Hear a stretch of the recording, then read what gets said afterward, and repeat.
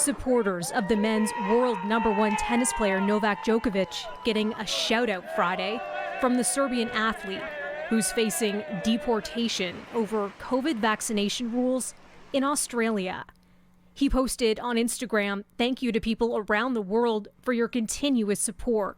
Let Djokovic play! Fans rallying outside the Melbourne Immigration Hotel where the tennis star is detained, awaiting a court challenge on Monday, a week before the Australian Open begins. Djokovic, who's consistently refused to disclose his vaccination status, was barred from entering Australia Wednesday when border officials rejected his medical exemption to the country's COVID vaccination requirements. Mr. Djokovic is not being held captive in Australia. He is free to leave at any time that he chooses to do so. Australia's Home Affairs Minister rejecting claims the athlete is being kept in captivity, saying border authorities could facilitate his departure from the country. A Czech player caught in a similar situation has also had her Australian visa cancelled.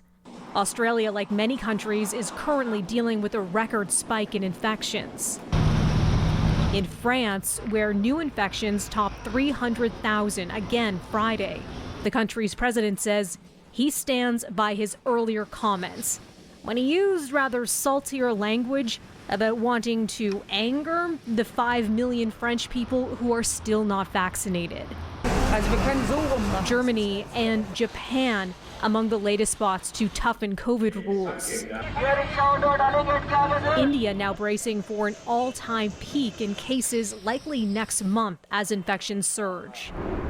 And in the U.S., both COVID cases and hospitalizations are spiking, with the number of children under 5 in hospital hitting the highest level since the pandemic began.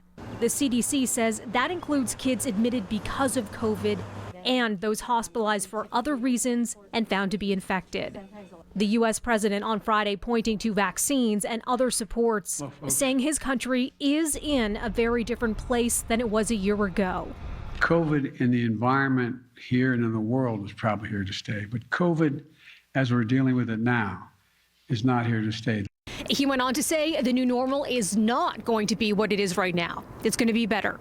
And the head of the CDC saying Friday that the U.S. could see a curve, an ice pick curve, similar to what South Africa experienced, with a dramatic spike in cases followed by a significant drop.